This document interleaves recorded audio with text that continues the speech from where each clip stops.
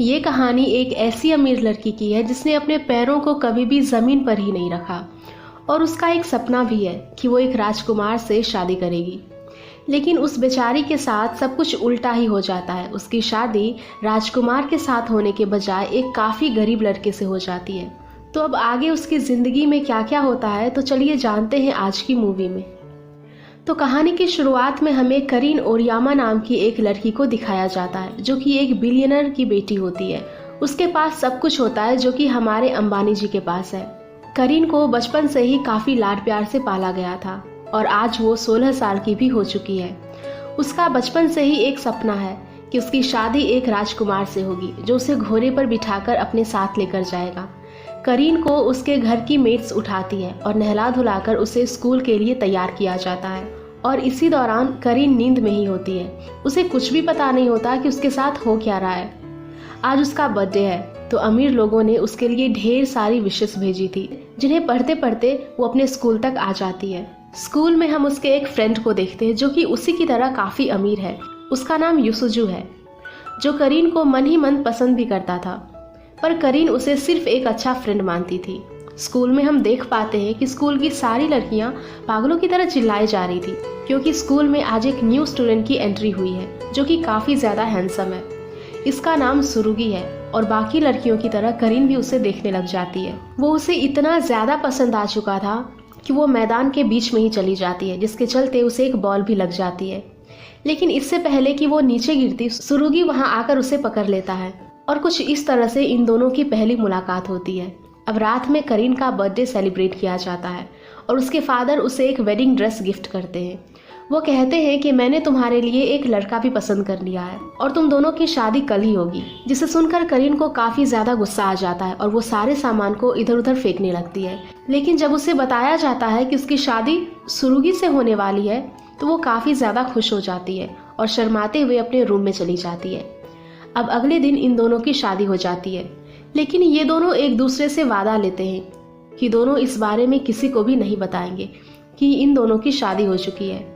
अब शादी हो जाने के बाद सुरुगी उसे अपने घर लेकर आता है जो कि कोई महल नहीं बल्कि गरीबों की बस्ती दिखाई दे रही थी। सुरुगी उसे अपने घर के पास लेकर आता है जिसके अंदर से एक डरावनी औरत बाहर निकलती है जिसे देखकर करीन काफ़ी ज़्यादा डर जाती है। उसके फादर बताते हैं कि ये तुम्हारे घर की मालकिन है। अब इसके बाद ये दोनों अपने घर के अंदर आ जाते हैं और करीन अपनी फर्स्ट नाइट के लिए काफ़ी एक्साइटेड होती है। लेकिन यहाँ पर सुरुगी उसके सारे सपने तोड़ते हुए कहता है कि मैंने तुम्हारे साथ शादी सिर्फ इसीलिए की है क्योंकि मुझे पैसों की ज़रूरत थी और मैं अपने फादर का कर्जा चुकता करना चाहता था, इसीलिए मैंने तुम्हारे साथ शादी का नाटक किया। तो तुम अब यहाँ से उठो और दूसरे कमरे के अंदर जाकर सो जाओ क्योंकि हम दोनों के बीच ऐसा कुछ भी नहीं होने वाला जैसा कि तुम सोच रही हो। अब ये सब सुनकर करीन का दिल ही टूट जाता है और वो सोने के लिए चली जाती है। अब अगली सुबह करीन को उठने में 10 बज जाते हैं और अपने सामने लैंडलेडी को देखकर वो काफ़ी डर जाती है। लाइफ में पहली बार करीन आज खुद से उठ रही थी। उसे ना ही नहाना आता था और ना ही पानी गर्म करना, पर काफ़ी मेहनत के बाद वो खुद को जैसे तैसे स्कूल के लिए तैयार कर लेती है। लेकिन अब उसे स्कूल भी पैदल ही जाना होगा। अब क्योंकि लंबी चौड़ी गाड़ी में वो सोते हुए स्कूल जाया करती थी तो उसे स्कूल का रास्ता भी पता नहीं था। रास्ते में उसे युसुजू मिलता है जो उससे पूछता है कि तुम दिन भर कहाँ पर थी। अब तो स्कूल में छुट्टी भी हो चुकी है। करीन उसे कुछ भी नहीं बताती और अपने घर भाग जाती है और घर आते आते उसे रात भी हो जाती है। घर आकर वो देखती है कि उसने घर की हालत तो काफ़ी ख़राब कर दी थी, जिस वजह से उसे खुद के ऊपर काफ़ी रोना आता है कि उसे घर के छोटे मोटे काम भी नहीं आते। सुरुगी को उसके लिए काफ़ी बुरा लग रहा था तो वो उसे घर के छोटे मोटे काम और मैगी भी बनाना सिखाता है। अब एक दिन करीन डिनर भी बनाती है जो कि काफ़ी टेस्टी भी था, लेकिन अब उनके घर का खर्चा काफ़ी ज़्यादा बढ़ने लगा था तो उन्हें पैसों की कमी भी होने लगी थी। सुरुगी काफ़ी परेशानी में आ जाता है कि उनका घर कैसे चलेगा। तो ये देखकर करीन अपने फादर को कॉल लगा देती है। करीन के फादर उन दोनों को अपने घर पर बुला लेते हैं और कुछ पैसे देने की कोशिश करते हैं, पर सुरुगी कहता है कि उनके पास जितने भी पैसे हैं वो उनसे मैनेज कर लेंगे। अब ये बात करीन के फादर को काफ़ी पसंद आती है और वो उन दोनों को आज की रात वहीं पर रुकने के लिए कहते हैं। अब अगली सुबह स्कूल जाते समय करीन अपने रसोइयों से माफ़ी मांगती है कि वो हमेशा उनके खाने को फेंक दिया करती थी क्योंकि उसने खाने की कभी इज्जत ही नहीं की। लेकिन जब उसे खाना बनाना पड़ा तो उसे पता चला कि खाना बनाने में कितनी ज़्यादा मेहनत लगती है। ये देखकर करीन के घर वाले तो काफ़ी हैरान ही हो जाते हैं और सुरुगी को अपने गले से लगा लेते हैं, क्योंकि उसने अपनी पूरी ज़िंदगी में किसी से भी माफ़ी नहीं मांगी थी और अब सुरुगी के साथ रहते रहते उसके अंदर भी चेंजेस आने लगे थे। स्कूल के अंदर ये दोनों अलग अलग रहते हैं और एक दूसरे को स्माइल देते रहते हैं और यूसुजू को उनके ऊपर शक होने लगता है।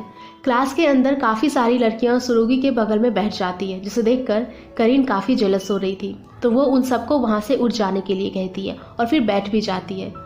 अब वहीं हम शाया नाम की एक लड़की को देखते हैं जो नाराज़ होकर वहाँ से जाने लगती है, जिसे सुरुगी रोकने की कोशिश करता है, पर यह सब करीन भी देख लेती है और सोचने लगती है कि ये इसकी लगती क्या है। घर आने पर वो सुरुगी से पूछती है कि वो लड़की कौन थी, जिस पर वो उसे कुछ भी नहीं बताता और गुस्सा होकर वहाँ से चला जाता है। फिर अगले दिन स्कूल में करीन शाया के बारे में पता लगाने की कोशिश करती है और फिर एक दिन बाद वो उससे ही पूछ लेती है कि सुरुगी और तुम्हारा क्या रिश्ता है, जिस पर शाया कहती है कि तुम उसे छोड़ दो, वो सिर्फ पैसों के लिए ही तुम्हारे साथ है और फिर एक दिन वो तुम्हें भी छोड़ देगा। पर हमारी इनोसेंट करीन उसकी बातों को सीरियसली नहीं लेती और हंसते हुए वहाँ से चली जाती है। अब इधर इन दोनों के बीच थोड़ी बहुत प्यार मोहब्बत भी होने लगी थी। अब एक दिन सुरुगी को पता चलता है कि करीन को तो पढ़ना लिखना ही नहीं आता, तो वो उसे पढ़ाने भी लगता है। अब एक दिन करीन जब स्कूल में नोट्स बना रही होती है तो ये देखकर सबकी आंखें फटी की फटी रह जाती है, क्योंकि इससे पहले करीन को ABCD तक नहीं आती थी। घर आने के बाद सुरुगी उसे ऑफर करता है कि अगर वो अच्छे नंबर्स लेकर आएगी तो वो उसके साथ डेट पर भी जाएगा और फिर ये सुनकर करीन काफ़ी खुश हो जाती है, फिर और भी मेहनत करने लगती है। अब इधर एक दिन यूसुजू करीन से पूछता है कि क्या तुम किसी को डेट कर रही हो, जिस पर करीन उसे ना कह देती है, लेकिन अब यूसुजू को उसके ऊपर शक हो चुका था। अब काफ़ी मेहनत के बाद करीन के स्कूल में काफ़ी अच्छे नंबर्स भी आ जाते हैं और खुश होते हुए वो अपने घर जाने लगती है और तभी रास्ते में इस बेचारी को कुछ लोग किडनैप कर लेते हैं और हमें पता चलता है कि ये सभी लोग यूसुजू के ही थे। यूसुजू को पता चल चुका था कि करीन ने शादी कर ली है, तो यूसुजू उसे धमकी देने लगता है कि अगर तुमने सुरुगी को डिवोर्स नहीं दिया तो मैं प्रिंसिपल को बता दूंगा कि तुम शादीशुदा हो और फिर तुम्हें स्कूल से भी निकाल दिया जाएगा। अब ये सब सुनकर करीन काफ़ी शॉक हो जाती है कि जिसे वो अपना बेस्ट फ्रेंड समझती थी वो तो सबसे बड़ा निकम्मा निकला।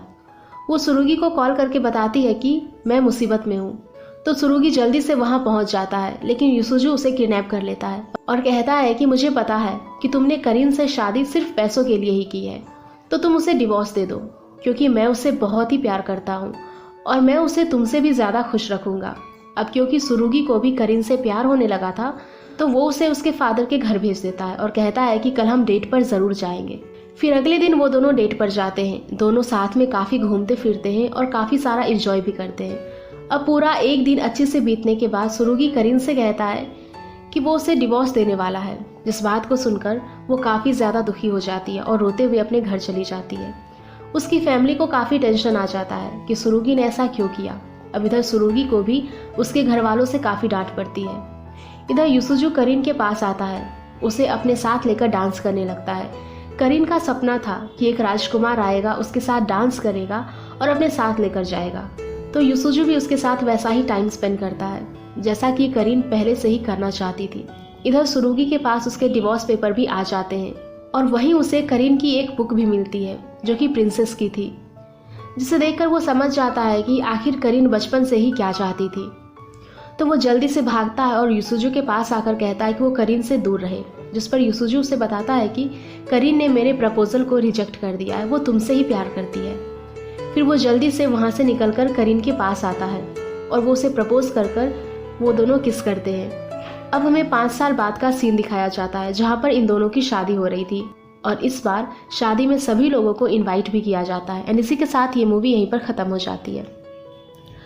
तो गाइज़, अगर आप लोगों को ये मूवी पसंद आई हो तो प्लीज़ वीडियो को लाइक करना, शेयर करना और ऐसी मूवीज़ के लिए हमारे चैनल को सब्सक्राइब भी कर लेना।